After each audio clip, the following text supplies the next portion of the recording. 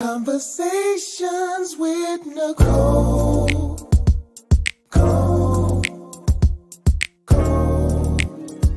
Conversations with Nicole. Let's talk about it. Tell me all about it. I'm here. I want to know what's on your mind. Ooh, the world needs to hear from you, and I'm so glad to have a conversation to reach the nation. And it's all about you. We'll help each other to discover innovative ways to positively change the world. Let's talk about, let's talk about, yeah. Let's talk about Conversations with Nicole.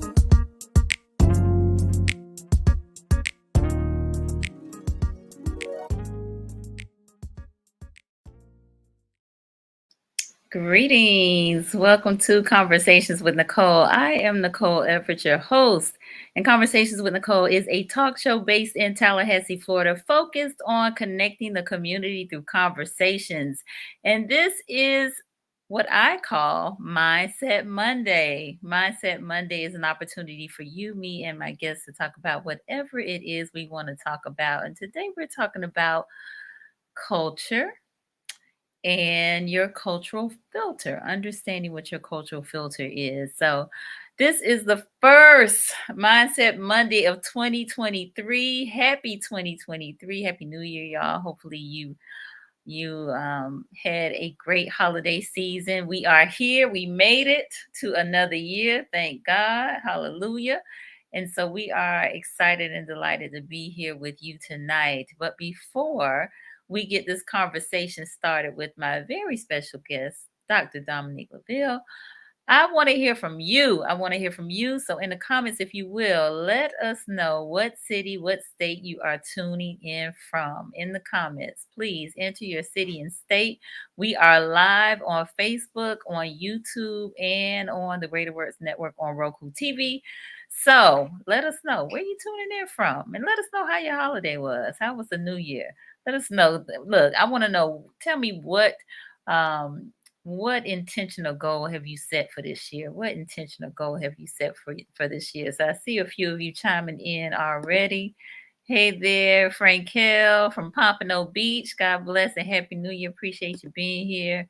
My cousin Denise in Texas, and Miss Vaughn, one of our clinicians in Charlotte, North Carolina. Looking forward to the conversation. Thanks for being here, Vaughn. All right, very good. So while the rest of you are chiming in, I am going to go ahead and read Dr. Dominique's bio. Just before we do also get started, just want y'all to know this is a safe space for us to express ourselves and communicate with one another. We are all about trying to eliminate the stigma around mental health and therapy and encourage people to get their checkup from the neck up. So that's what this is all about. All right. So my guest, Dr. Dominique Leveille, is a licensed marriage and family therapist specializing in individuals, couples, and family therapy. She is also certified by the Supreme Court of Florida as a family mediator. She earned her doctorate in family therapy from Southeastern University in 2019, and she's worked as an outpatient therapist for nearly 8 years and has been a certified teacher working at Miami-Dade County Public Schools for over 13 years. She speaks fluent Haitian Creole, c'est passé, and a little bit of French. Being a teacher has taught her the ins and outs of the school systems, a knowledge that her clients always find extremely beneficial, and having a bicultural background taught her how to effectively communicate with individuals from diverse cultures and navigate through various family systems. She treats children, adolescents, couples, and any individual struggling with depression, domestic violence, LGBTQ plus related issues, marital conflicts, and more. So during the sessions, she implements different intervention techniques that highlight problematic relationships and assisting with the development of coping skills for a transitional crisis such as the death or divorce, or helping replace dysfunctional behaviors with healthy alternatives. And she is the founder of BlissTherapy.me, based in Palmetto Bay, Florida. So help me welcome Dr. Dominique. Hello, everyone. Welcome, welcome. Thank you so much for this opportunity to be able to be here with you guys in order to discuss a topic that is so important in our community always. Absolutely, our pleasure. Thank you for being here. So we got a few more people chiming in. So I want to just give a moment to give a shout out to them. Oh, Tracy Gole here in Tallahassee, Miss Doris Strong, thank you for being here. Cousin Rennie in Plantation, Florida, Miss Jeanette down in Miami Gardens. All right. Frankel said the new year was peaceful. Thank you all. Just creating lists for the month and year to follow and stick with it. I love it. I love it. I love it. I love it. All right. My sister Shayla's on down in the Broward County area. We got Miss Trisha here in Tallahassee. Thank you for being here. So it's good to see you all. So, Dr. Dominique, tell us, yeah. who are you? Not what you do, but who are you? First and foremost, I am a mother of two. That is who I am. That is part of my everyday mother of two. I am a wife. I am a daughter, cousin, a friend. And to be honest, I am more as the peacekeeper in the household. I am the person that everyone kind of calls on when they have something that they want to talk about because I am everyone's safety box. They know that whatever they stay with me, whatever they share with me stays with me is my motto. So I live by that. It is who I am. I am an everyday person. Even though I do have a PhD and I am certified I'm certified in family mediator. I'm still a person like everyone else. I have problems like everyone else. I'm a wife, so I go through issues in my relationship like everyone else. So I am me. I am human, and I like to be there for others too. That's part of who I am. Wonderful. Well, thank you for sharing that. So tell Mhm. us a little bit about BlissTherapy.me. How did you come up with the name and who do you primarily serve? Okay, so BlissTherapy.me, I like to say it's my third baby. It was, even though it was second in line, it's still my baby. It's ever growing. The reason why I really wanted to open up my own practice is because I wanted to be able to follow certain rules and that sticks more with my culture, more with my upbringing, not something that has been already put into a system that I had to follow. I kind of wanted to be my own kind of therapist as long as I'm remaining ethically sane and I'm not doing anything that puts anyone's mental health in jeopardy. But at least it's something that I've created. So that was most important. I worked in the field for over 8 years, just doing in home therapy. And I really, really saw the need of creating a safe space that people can go to kind of escape their reality, to talk Mhm. about what's near and dear to them and what's really bothering them. So that's what made me create Bliss Therapy. Okay, very good. So you are in South Florida. Yes. All right. And so that means that you can serve the entire state of Florida, correct? That is correct. I can provide services to everyone in the state of Florida. In person, of course, is just for the residents that live close to Palmetto Bay. Even though I do have some clients that venture from West Palm Beach to see me, I'm so grateful for them. But yes, virtually, it is just as simple as this. You can kind of just log in, we talk. As long as you're in a safe space to where no one can hear us or anyone can see me or see you talking, that's all I ask for. But yes, all of through Florida, the state of Florida. Okay. And are you taking new clients? I am. I am. My practice is always accepting new clients. I never want to push anyone away, especially I feel like it's so hard to find a therapist and then you call them and then for them to say, I'm not accepting clients must be like the most heart wrenching thing for a client to hear, especially when you're in need. So I'm always accepting clients. My schedule fluctuates. I'm a mom, so of course it fluctuates, but I'm always there for my clients. And as long as you have patience, this can work. I'm definitely the therapist for you. Very good, very good. All right. And last question about the business. Do you take insurance or is it do you Okay. do private pay? Yes, I do. I take insurance. I accept Aetna, Cigna, United Health, Oscar, insurance, and then I'm also self-pay with a sliding scale if needed. Okay, wonderful. All good to know. So I hope you all are taking notes. All right, All right. very good.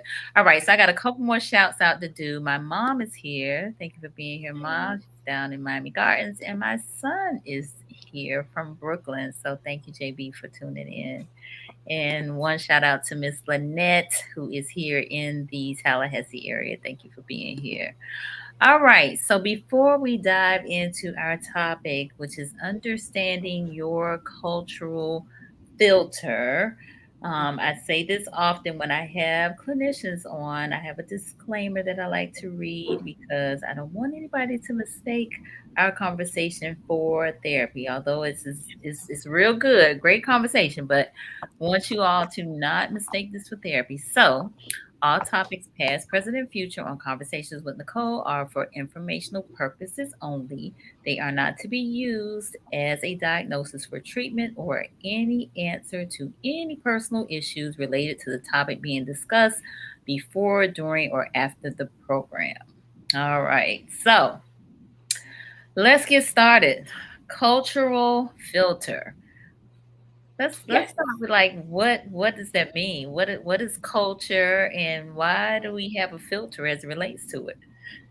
Okay, I like to say culture is not something like we can see if we like pull our blood. It's not like they're gonna say, "Oh, culture's right here. This is who you are." Culture is kind of our perception. It's our lens. It's just like I'm wearing a glasses. It's kind of how we see and view the world.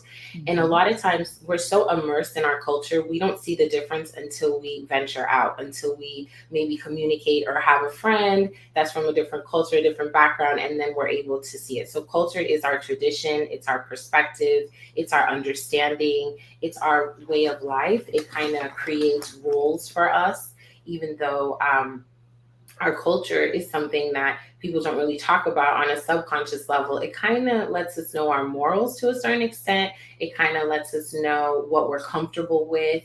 So, yeah, so our culture is what embodies us, and it's important for I feel your therapist to identify your culture, because the same way we may ask demographics questions, that to me is just as important of understanding. Mhm. And so how important is it for you, for us, to be sensitive to other people's cultures that aren't like ours? It's so important because without us even knowing, our biases come out with our languaging of words, with our maybe our gesture, our facial expressions. So it's so important for us to stay knowledgeable on that and to understand how just because it's different, it doesn't make it weird. It's just different, and that's Mhm. okay. And we can be respectful to people who are different to us. We can be respectful to something we don't understand, and that's kind of what I love about being a therapist is I never know who I'm going to have as a client, what cultural background, and I learn from my clients. I tell my clients I'm a client-centered therapist because I need to understand your view in order to really help you understand your problem. Because if I'm Right. not tapping into your culture, your understanding the fabric that makes you who you are, how can I say that I'm truly being your therapist? Hmm. So let me ask you this, since you say you're client centered and you see clients from different cultures, have you found yourself maybe unfamiliar with a particular culture of a client that you have come across and maybe had to gain a certain level of understanding in order to assist them? Yes, absolutely. Yes. I run into, like, for example, I had a Turkish couple, which was very Mhm. different for me here in South Florida. That was different. So I had to take time and do my research, which I love to do. I love to dive into it, but also understanding that I'm reading it from a literature standpoint.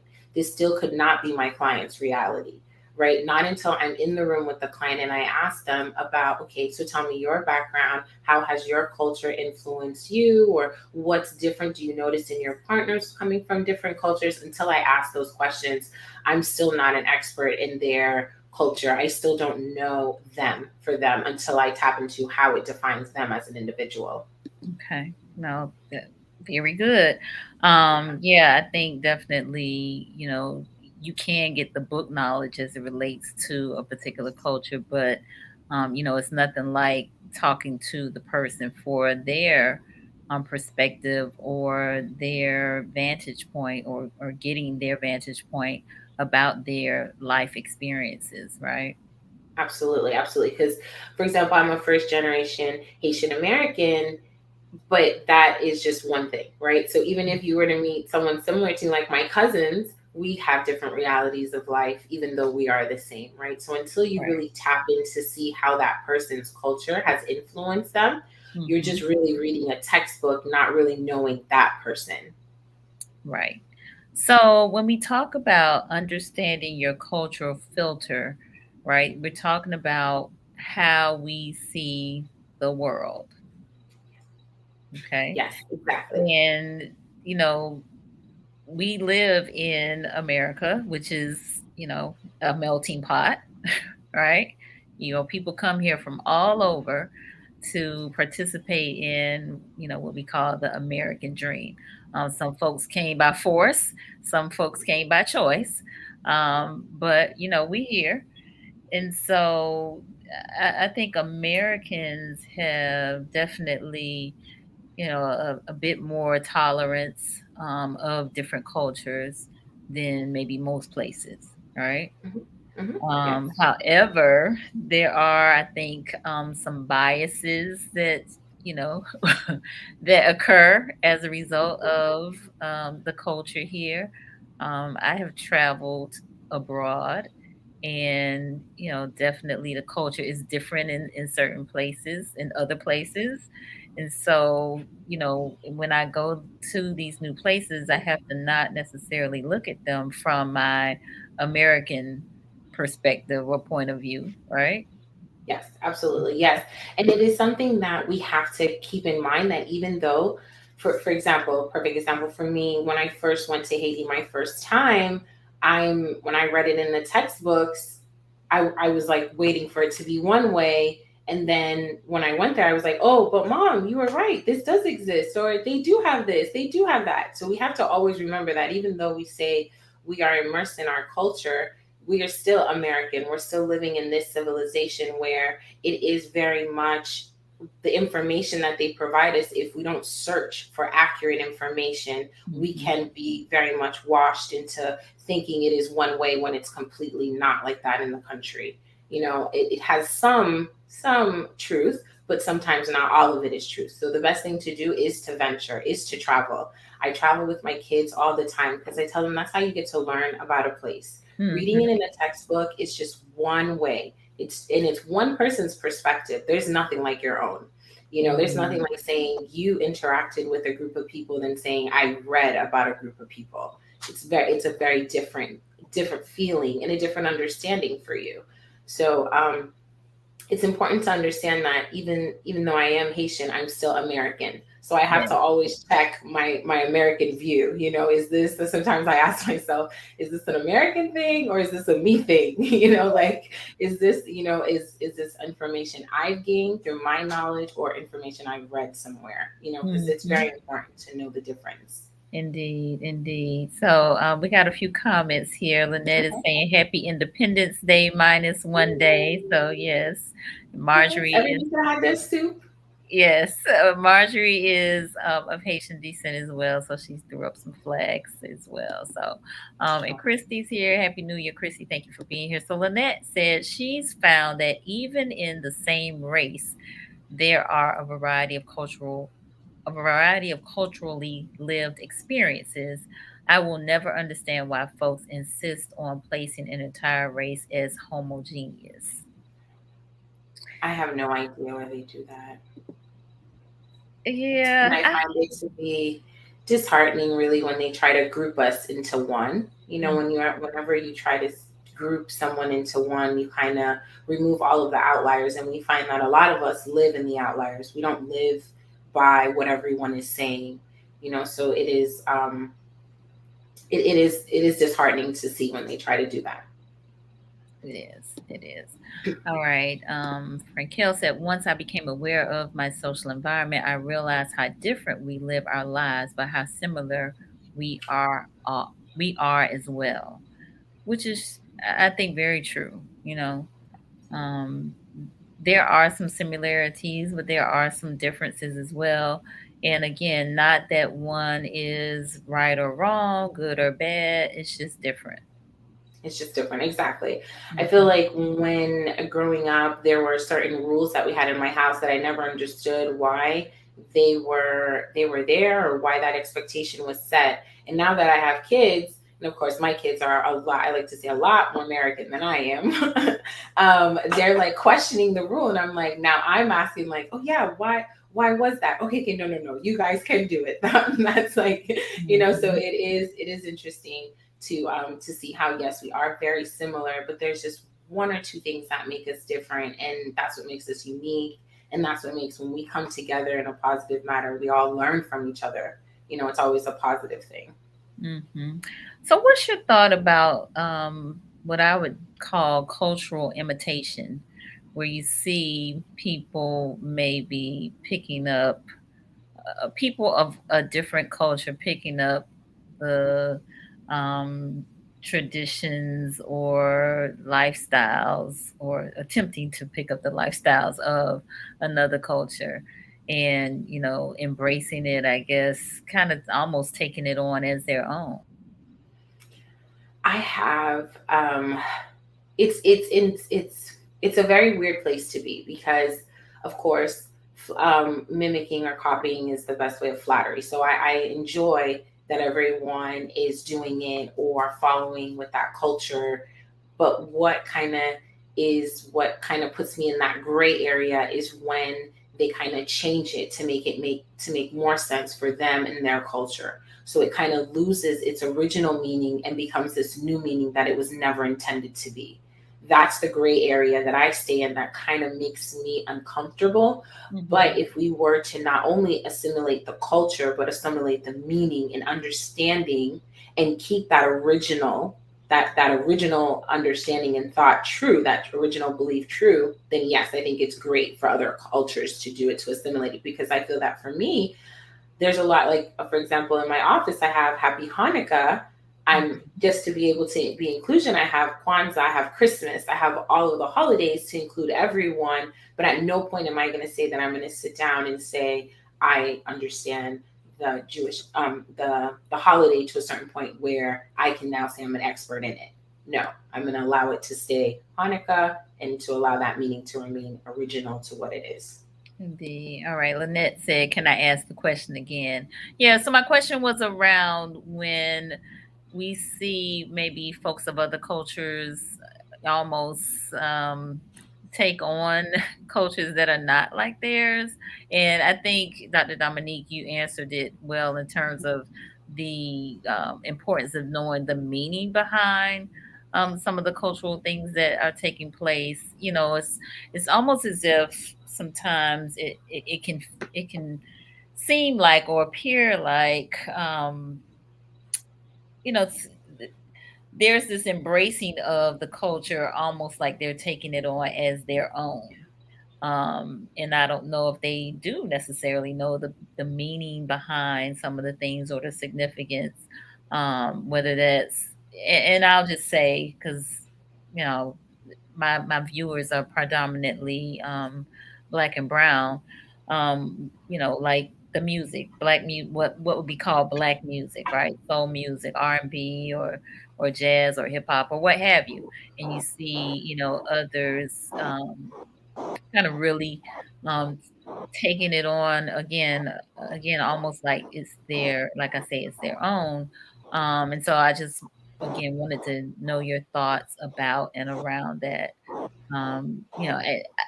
And don't get me wrong, I don't want to make it Yeah. seem like we have eh, a corner on the market of blackness, although we do, because we black. We do. Um, An excellent point. She said, just like Walmart tried to monetize Juneteenth ice cream. Yeah, that's exactly correct. This yeah, is a great area that I sit in. I'm like, ugh, like that makes me cringe, because it's like, yes, I'm excited that we are celebrating Juneteenth, but can it not be on an ice cream? Can it yeah, maybe be taught in school to what it really right, means to our right, students? Can it be yes, something that, just like we have Christmas, we have, all of these other movies that are made to create all these cartoon movies around all of these ideas. Maybe having one on Juneteenth and it really value what it is, doing stuff like that, not putting it on ice cream. Yes, no, and actually, that really probably speaks more to it, Lynette, because now we're talking about the commercialization and the monetization of something that's totally not related, to something that is pretty significant in, um, African American culture here in, in America.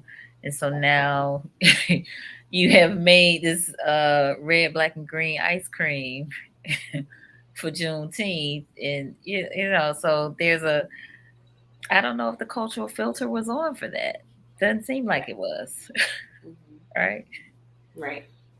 It So wasn't. how important is this filter? In our experience here in America. I think when I again, thinking about just 2020 and all of the things that happened with the social unrest, with the deaths of Ahmaud Arbery, Breonna Taylor, George Floyd, and there seeming to be much more of a sensitivity to racism, discrimination, bias, prejudice. Now, DEI, diversity, equity, and inclusion is a thing, like never before, right? And so, how important is the cultural filter when we talk about just navigating in post pandemic, post, the social unrest um, years that we have just experienced? I think it's important to our filter needs to be on even more now than ever, right? And because we have our phones at the palm of our hand, it's so easy to do a Google search to know if what you just said, like if what you said was something that was a bias or was that something that was truthful that you should say. Like there's a certain level of knowledge that we have at our fingertips that we must utilize not only to find out what's going on social media, but also to provide us knowledge for what it should be there for. So I feel that our filter is something that we should always be tapping into. We all have our biases that we may check in or not check in. And sometimes they come out in situations when we're angry or when we're around friends, we're comfortable, we'll say something, and then everyone kind of looks at you or gives you that awkward stare, and you're like, ooh, maybe I shouldn't say that out loud. So we all should have something that allows us to check in with ourselves and to ensure that we're treating everyone with the same energy and the same type of welcomeness and the same type of, like I said, energy. And we're not saying, well, I'm treating this person differently because I think this, or I had this encounter with this one person from that group. I should be treating everyone the same. Yes. Okay. No, very good point. Very good point. All right. So I am going to take a small, what I call a station ID break. So for those of you who may be just joining us, I am on with Dr. Dominique Leveille of BlissTherapy.me, and we are talking about understanding your cultural filter, understanding your cultural filter. So, sometimes we see people in the media and it just appears that they don't have a cultural filter. And as a result, there's now this term called cancel culture, right? Where somebody says something inappropriately about a particular population demographic, and now we're trying to, pull their endorsements, want them to be, fired or, um, have to pay a fee or they're facing litigation. Are we maybe too sensitive around that, or does it take all of that? I don't know. Some think people, I've talked to people on both ends of that spectrum. So, Yeah, what's your I think thought? like most things, I think it was something that we were trying to suppress, and say it wasn't true. That now it's become very sensitive to things people are saying, very aware of what people are saying that should not be said. It's almost like it is something that the the cancel culture have taken to, I feel, extreme at some points, to where we can't even say things that we think, even if it's a joking matter or if it's our opinion or what we feel. But it's definitely something that makes everyone second guess what they're saying, I would Yeah. say. So I'm gonna ask the viewers to chime in on this. My sister just said that the cancel culture is definitely real these days. What do you all think about cancel culture?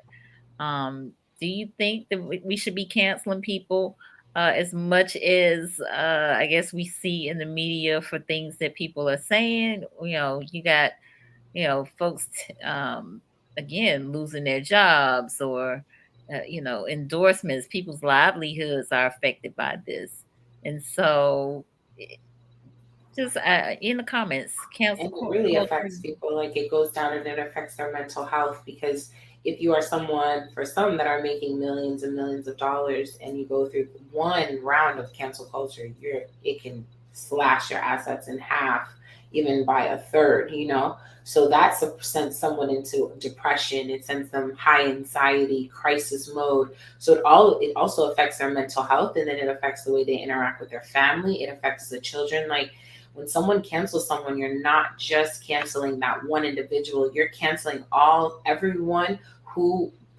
benefited from that person's line of income, that person's way of life. And you're also canceling, in a way, their mental health, their stability. For some people, our financial stability goes hand in hand with our mental health. For some people, if they're not doing well, it does affect them, their mental health. I see it in my room with clients. When I see them, my first thing I ask them is, how financially stable do you feel today? For some people, because that alone can really put some into spirals to where they go into crisis. So when we cancel someone, we're really affecting, them as a whole being, and we're affecting their family as well, and everyone that benefits from them. Indeed, indeed. All right. We got Miss Felicia on here. Hey there, thanks for being here. And Lynette, you said you were hearing some feedback or scratching nose. I think it's done now, so I think we're good. All right. Marjorie said, I think people are overly sensitive. Comedians such as Bernie Mac and Richard Pryor could not survive in this era. Shaking my head. All right. Thank you for sharing, Marjorie. What about the rest of you? What do you think in the comments? Cancel culture, good, bad, indifferent. I don't know. What do you think about that? As Dr. Dominique has stated, some folks it has, you know, some real ripple effects, not only on the individual who's being canceled, but also, folks that are that were dependent on their income or, whatever support that they were providing to loved ones. Um, all right, my sister said, I mean, we never had cancel culture until recently. If someone just said something off, people would just stop listening to them or whatnot on their own and not call for a whole cancellation. Yeah, it's true. I think that I feel that the idea of us making our individual, like, this is, I deal with this in the therapy room, where people, I have children, teens, who want to follow what the group is doing because they don't believe that their individual thought has an importance if it's not connected to 50 other people who's thinking the same thing. And I think that's kind of what cancel culture is doing, and it's telling us what we should or should not listen to, when I feel that that should be something that we make that decision on an individual basis. Because just because we hear something we don't like doesn't mean we're going to react to it, or we have to assimilate it and say it's truth. We all have a brain to say, no, that person doesn't make any sense, that's it. I remember being younger in school, the kid that would say things or make jokes that no one liked, we just would ignore them, and then they would stop because they wouldn't get that attention they were looking for. It's almost like cancel culture has become that arm that stops things for us before we as individuals are able to process and know, do we like it? Are we okay with it? Are we going to listen to it? It's because it's already done. It's already done. It's canceled. That's it. yeah, no, good point. Lynette said, I think cancel culture is an in term for now. I'm a firm believer that folks need to be aware that words have power and there are consequences. We are responsible for our choices and decisions. Okay. All right. Rudy says Shayla is right. Okay. Felicia, I think cancel culture is disingenuous. It's a knee jerk reaction to behavior that existed for a long time. Sometimes someone or something is canceled and shows up somewhere else. It doesn't address the heart of the problem. Hmm, good point. All right. Iris said it's scary. It seems like anyone can get canceled for almost any reason. There doesn't seem to be any set standards for what is an acceptable reason to cancel someone. Almost anything seems to be a reason to cancel someone. Hmm. Yeah, that's a good point as well. I don't know. I'm torn on this one. I do think that words have power, and there should be some consequences. Um, so people We need to need to be, be sensitive with what we say. yeah. We should not be able to just say anything and hurt someone, and for there not to be a repercussion or something that comes up out of it. We're affecting Mhm. someone, we're being disrespectful. There are consequences to that. But to say that we are going to create a team of people to create consequences for everyone or one person, I just feel like it should be on a need to know basis. For example, for me, if I were to do something wrong with my license, I have a board that will call me in. I have 8 people that I sit down and talk to. I feel like with social media, once they say you're bad, that's it, you're bad. There's no board, there's no one that can ever clear your name up again. You go down in history as a very bad person. So that's why it's such it's such a scary place to be sometimes on social media, because of those reasons, because something can be taken out of context or you can be canceled because of a group. Indeed. All right. Rudy said the media has always had the ability to cancel people. Now the public has that power as well. That's good. Yeah, we definitely are seeing that on social media.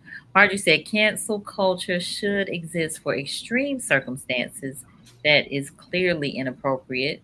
We should be able to freely disagree as long as it does not harm others. This is based on personal belief systems and emotions, which can be dangerous in itself. Yeah. Again, great point, Marjorie. All right. Chrissy said, well said, doctor. Okay. All right, yeah, that cancel culture is interesting, and since we're talking about understanding your cultural filter, I think that's a very appropriate topic or subtopic under our main topic because so again, some people just don't appear to have the filter. No, and they do not. They don't. And I feel that to a certain extent, it's okay. It's okay for some to not have a filter. It just depends on where you are. Like, for example, when my clients come see me, I tell them, you can leave your filter out the door as long as you're not being disrespectful to me. You can Mm, leave your filter. This is where I want you to talk about it. This is where I want you to say, Dr. Dominique, I said this word, or I made this gesture to someone and they looked at me oddly. Or I feel that therapy is where you can do that. You can ask your therapist these questions. It's a non-judgmental area. But to say that you're gonna pull the question or ask it to a big group of people that you don't know and then be mad at your idea that you get your response back, that's where I'm like, no, you should always seek, more definitive advice when mhm. talking. Good point. So there's a time and a place to have the filter on and off, right? Absolutely. Yes. And we Mhm. know that.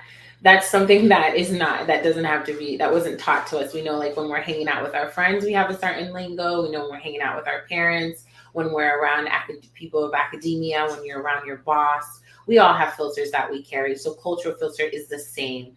That Mhm. is something we also have to take into consideration when you're speaking to a group of people, to understand who you're speaking to. And that's how we make people human again, is when we individualize them by addressing their culture and providing respect to their culture. That's how we Mhm. stay, as we're individualizing you and not making a whole mass group of just, I'm going to call everyone the same and who cares if you're different or not. That's, Mhm. to me, is not Mhm. right. So, what's your thought about just based on what you said, caused me to think about code switching? Code switching, which for uh, those who may not be familiar with what that is, that's something in the African American community, specifically. You talk one way around your, fellow Black Americans and talk another way with your maybe white counterparts or what have you, right? So it's maybe you're talking in slang or what have you, and not the King's English when you are in certain circles or what have you, but you do in others. So, what's your thoughts about that? with with me, it's more of I kind of my energy and the way I talk kind of stays the same whatever group I'm around. I've just learned to Mhm. have just a very neutral for everyone. The Mhm. only thing that I change is when I switch into more Haitian Creole and I'm speaking with my cousins. I think I get a little bit more flair, I get a little bit more attitude, just because I guess I feel more comfortable. But besides that, I kind of stay neutral. I speak to everyone the same because, like I said, I've always been the person that mirrors the individual that I'm speaking to by ensuring that I'm being respectful to them. So, and it's just easier to do that when I'm just know that I'm respectful to all and keep that Mhm. one stance with everyone, the same type of lingo, the same type of communication. It just makes it better. It's just when I switch into my culture, that's when flair changes for me a little bit. Gotcha. So, Lynette said another point is it can be exhausting having a filter. I feel sometimes in the workplace is where it can be the most exhausting, right? Because again, that's like 8 hours. one of those code switching places, right? Mhm. Yeah. And I would say work is probably the most difficult and the most triggering too, because you're there for 8 hours, 7 hours, depending how long you're at work, and you're around people asking you questions, demanding things. On top of that, you have to stay professional can be even more exhausting. It's something I discuss all the time with my clients, creating like I find it sparkling moments in the workplace to step outside, get some fresh air, grab a glass of water, grab your favorite snack, listen to your favorite music, to kind of allow yourself to just breathe and be you. Because unfortunately, in the workplace, it is one place where we have to create, we have to have we have to maintain a certain level of professionalism at all times. Sometimes it can be a little bit more exhausting for others. Yeah. Um, okay. So, let's see. Frank Hill said, I agree. It's a lot of words that are used in the social media age that are new words with a few professional definitions, if that makes sense. It does. Iris, it does take extra effort switching between different groups. I've accepted code switching as something I have to do. And over the years, I've learned to just automatically flip the switch based on where I am at and who I'm with. Yeah, I think that happens a lot more frequently than maybe you all are being open and transparent tonight, so I appreciate that. Marjorie, we must code switch and endure others code switching to feel they are relating to us. Yeah. Hmm. Yeah, and Sometimes you do. perhaps we do that out of comfortability in terms of maybe not wanting others to feel uncomfortable, maybe. Yeah, because it the code switching is something that we have learned to do on a subconscious level because we have learned that it's part of our survival. So it's not something that we like have to sit down and think about it. Sometimes we switch without even knowing we're switching.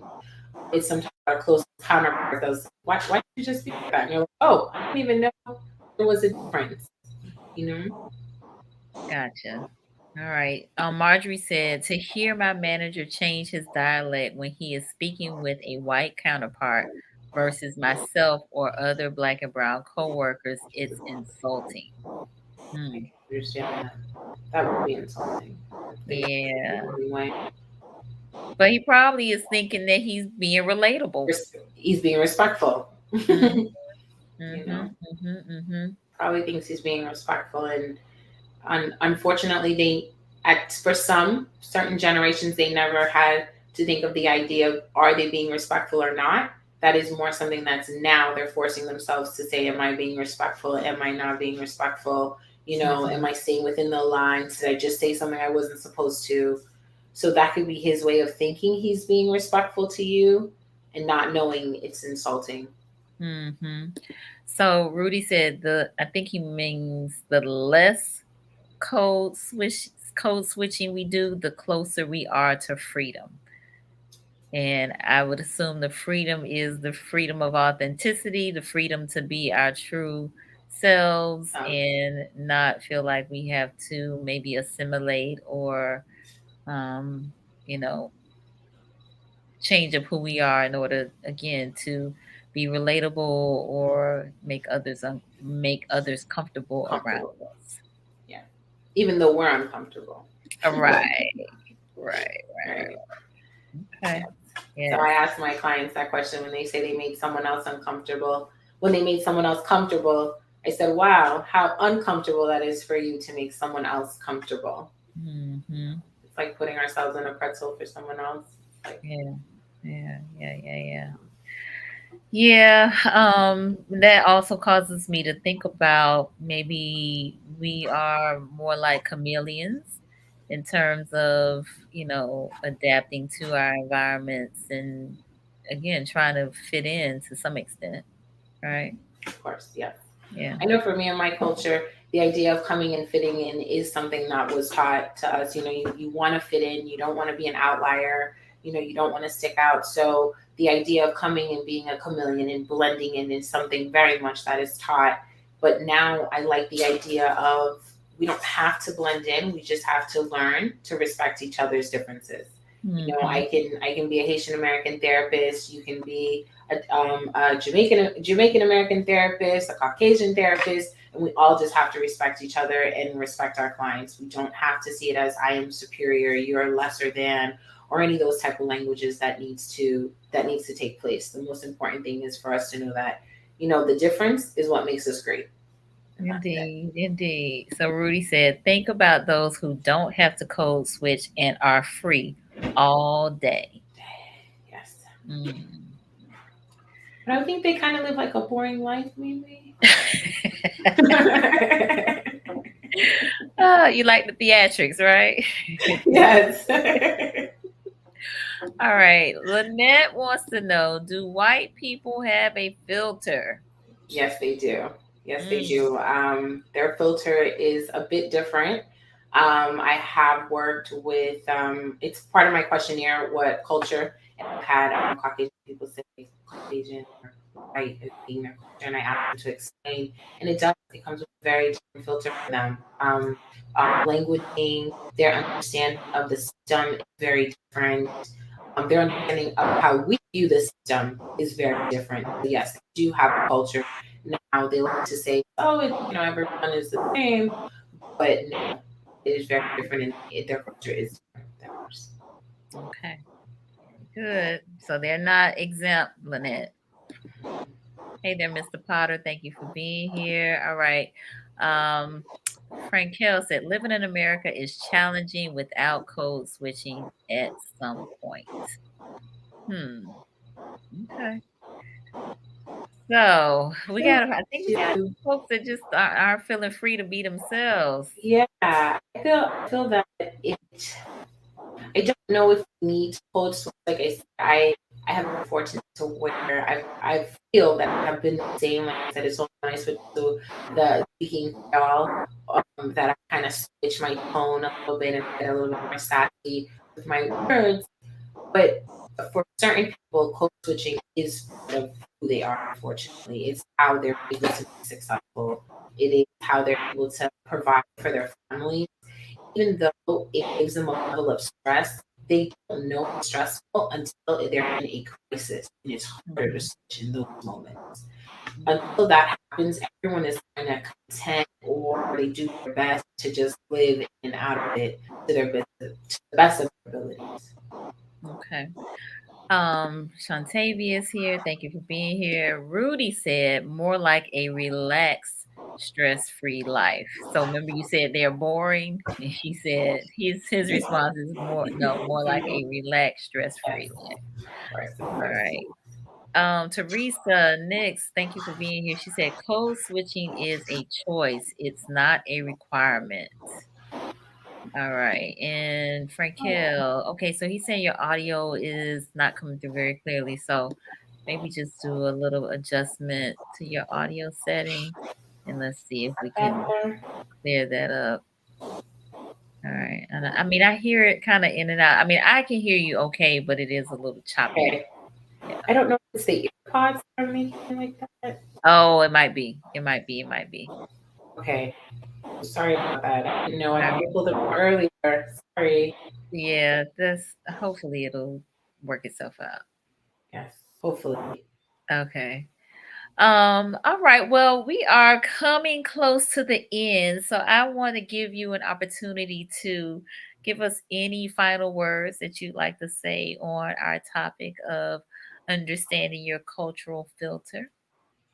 Um, I would say the best place to understand your culture and how of an impact it has on you is speaking to someone like a therapist or a confidant that you know you can be truthful with and express yourself. Because to a certain level, to a certain layer of it, it is on a subconscious level and on an unconscious level to where we don't know we are perceiving it differently because it is just how we perceive it. It's just fabric of who we are. So I recommend for everyone to get a therapist, even if it's not myself, find someone, call, you know, harass them until they answer you, because we are very busy with the influx of people who are now checking in with their mental health, who have not for so many years. But I do believe having a therapist helps you to understand not only your perception of life and how you perceive it, but also how your culture impacts your daily and your everyday views on the world. Wonderful. Wonderful, wonderful. No, that's great. Good stuff.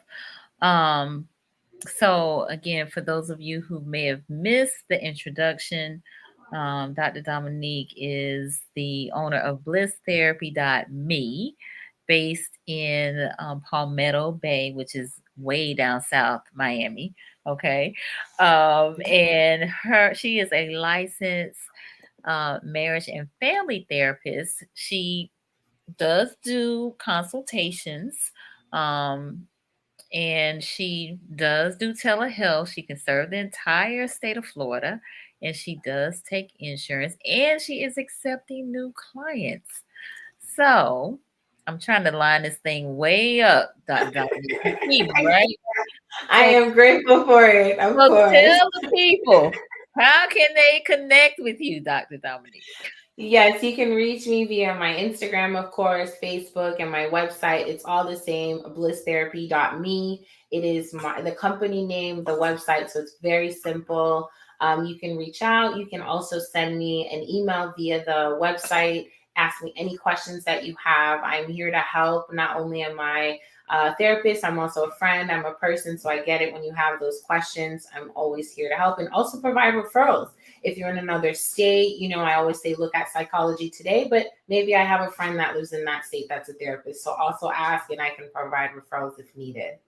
Indeed. Love it. Love it. Yes. I met Dr. Dominique on Instagram, which many of you know is where I find a number of my black and brown clinicians. It's a great place to meet folks.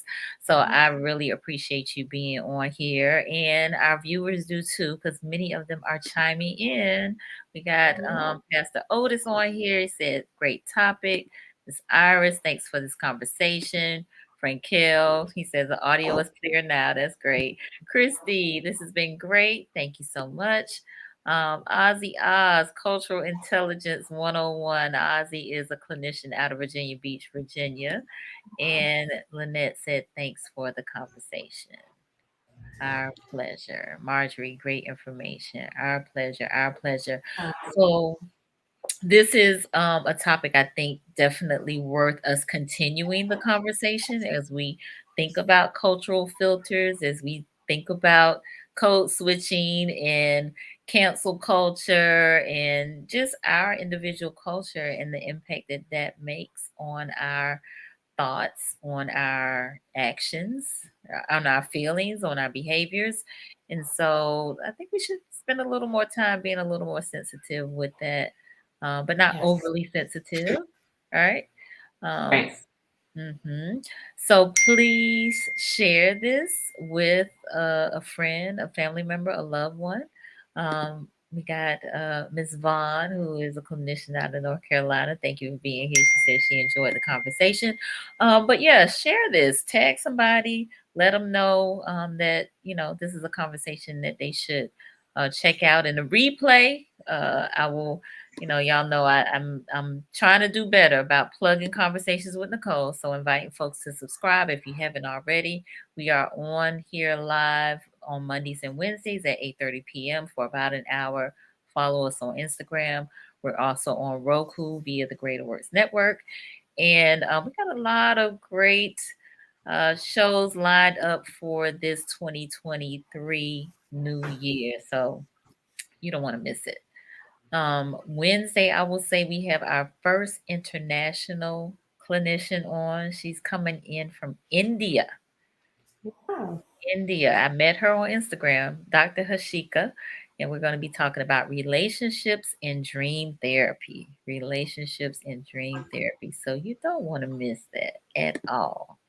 All Okay. right. So again, Dr. Dominique, thank you. Y'all follow her, connect with her, especially our Florida folks who are in need of a counselor or a therapist. And she also said she can refer you to some folks outside of the state as well. All right. Okay. All right. Very good. Well, you all have a great rest of the evening. And again, Happy New Year to you. And we'll see you soon. Bye. Thank you again for the opportunity. Yes.